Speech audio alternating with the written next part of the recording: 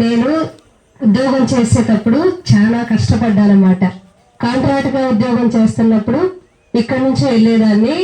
గర్భిణీగా ఉన్నప్పుడు పిల్లలు కానీ బొల్లాబలు చేసేటప్పుడు ఆటోలు సరిగ్గా ఉండే కావన్నమాట. అలానే వెళ్ళేదాన్ని, పిల్లలను తీసుకొని వెళ్ళేదాన్ని. వాళ్ళకి కావాల్సినటువంటి అన్ని టిఫిన్ అయితే మిల్క్ అయితే అన్నీ తీసుకొని మా అమ్మ వాళ్ళ దగ్గర దింపేదాన్ని. మళ్ళీ వచ్చేటప్పుడు తీసుకొని వచ్చేదాన్ని. అట్లా నా ఇద్దరు పిల్లల్ని 3 years అలా ఆటోలో తిప్పుకుంటూ వస్తూ ఉద్యోగం చేస్తూ ఉండేదాన్ని. అయితే 2019లో పర్మనెంట్ పోస్టులు పడ్డాయి అన్నమాట, సచివాలయం పోస్టులు. అప్పటి వరకు నేను కాంట్రాక్ట్ బేసిక్లోనే పనిచేస్తున్నాను. 2019లో రెగ్యులర్ పోస్టులు పడ్డప్పుడు నేను కూడా ఎగ్జామ్ రాశానమాట.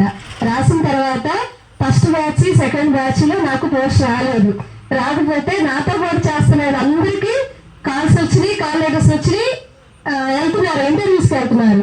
కానీ నాకు రాలేదని చెప్పి అసలు బాగా ఏడుస్తూ కూర్చున్నాను. అప్పుడు ఆ ఇంట్లో ఉండేవాళ్ళం అన్నమాట మేము, పాత ఇంట్లో.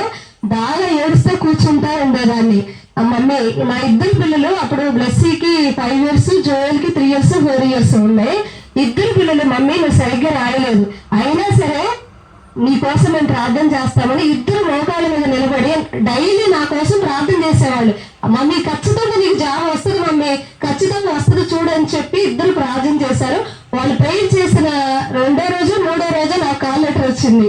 ఆ దేవునికి ముందుగా కృతజ్ఞత స్తోత్రాలు చెల్లించుకుంటున్నాను. నా పిల్లలు మరీ తెలియ ఎప్పుడు జపమాలు చెప్పిన నాకు ఏది జరిగినా ముందు చెప్పేది మరీ తల్లి ప్రార్థన ద్వారా నా పిల్లలు ప్రేయర్ చేస్తూ ఉంటారన్నమాట. వాళ్ళ యొక్క చిన్నారి ప్రార్థన వల్ల ఈ రోజు నేను రెగ్యులర్ పోస్ట్ లో ఉన్నానమాట. ఆ దేవునికి ముందుగా కృతజ్ఞత స్తోత్రాలు చెల్లించుకుంటున్నాను. అలానే 6 ఏళ్ళు వడ్డీ వంట వెళ్తూ పోతూ ఉన్నానమాట. మొన్న 5 years అప్పుడు కూడా ట్రాన్స్ఫర్స్ వచ్చినప్పుడు కూడా వాస్తవానికి నేను విడరాజుని కోరుకున్నాను. ముందు మా రాణి కోరుకుంది. రాణి నేను ఇద్దరు మాట్లాడుకొని బుజ్జి మన ఇద్దరం చేసుకుందాము ఉండేరే కదా అని చెప్పి ఇద్దరు మాట్లాడుకున్నాం.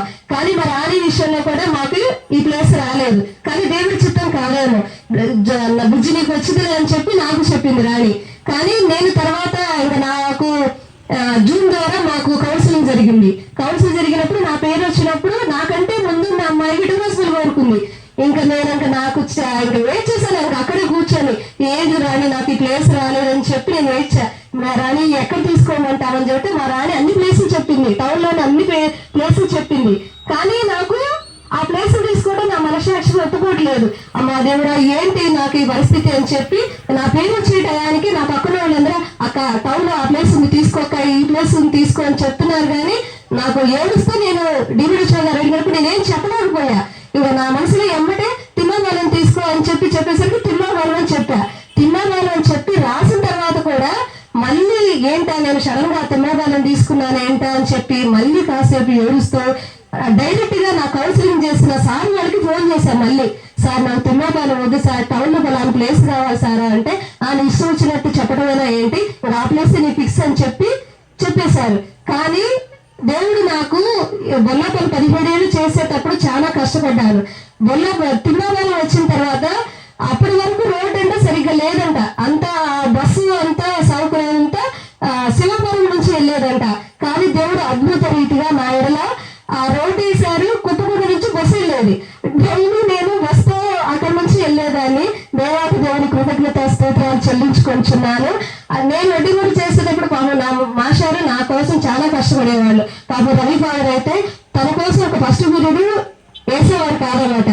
నాగమణి అలా తీసుకెళ్ళాలి ఫాదర్ అని చెప్తే పర్మిషన్ ఇచ్చి బుధవారాలు శనివారాలు నా కోసం వ్యాక్సిన్ కోసం వల్లటూరు వెళ్ళి అటు నుంచి మళ్ళీ వడ్డీ గుడ్డొచ్చి తను వచ్చేసరికి 10:30 ఒక పీరియడ్ అంతా అయిపోయింటే వెళ్ళిపోయాము. కానీ ఫాదర్ మా ఏడలో కూడా చాలా సహాయం చేశారు. ఆ దేవుని కృతజ్ఞత స్తోత్రాలు చెల్లించుకుంటున్నాను. ఆ తర్వాత జోయిల్ని లయల పబ్లిక్ స్కూల్లో చేర్చాలని మేమిద్దరు మాట్లాడుకున్నాం. మాస్టారు మనకు అంత ఫీజు కట్టి స్తోమత మనకు లేదు కదా, మరి ఎట్లాగా అని చెప్పి బాధపడతా ఉంటే పర్వాలేదు బుజ్జి ప్రేర్ చేద్దాం మనం కష్టపడదాం అని చెప్పి వాడిని లయల పబ్లిక్ స్కూల్లో వేసిన తర్వాత ముందేమో నేను వెళ్తామమ్మీ అది అని చెప్పాడు. అక్కడికి వెళ్ళి అన్ని చేసిన తర్వాత ఒక రోజు ఫోన్ చేసి మమ్మీ నేను ఉండను, నేను కారు తీసుకొని నేను మొత్తం వేసేసుకొని వస్తాను. ఏడుస్తున్నాడు, బాగా ఏడుస్తున్నాడు. ఏడుస్తుంటే, ఏంటి ప్రభువా ఇన్ని డబ్బులు కట్టాము కదా, మా కష్టానికి మించి మేము వాడిని చదివిస్తున్నాము, ఏంటి ప్రభు వాడు ఇలా ఏడుస్తున్నాడు అని చెప్పి నాకు ఒక అలవాటు ఉంది. నేను వీళ్ళందరికంటే 5కి లేస్తాను. 5కి లేసి 5:30 వరకు ప్రేయర్ చేసుకొని తర్వాతే ఇంట్లో పని అంతా చేస్తాను అనమాట. వాడి కోసం డైలీ ఇంకా ఎందుకు ఇలా ఏడుస్తున్నాడు అని చెప్పి డైలీ 5:30కి లేసి వాడి కోసమే ప్రే చేసేదాన్ని.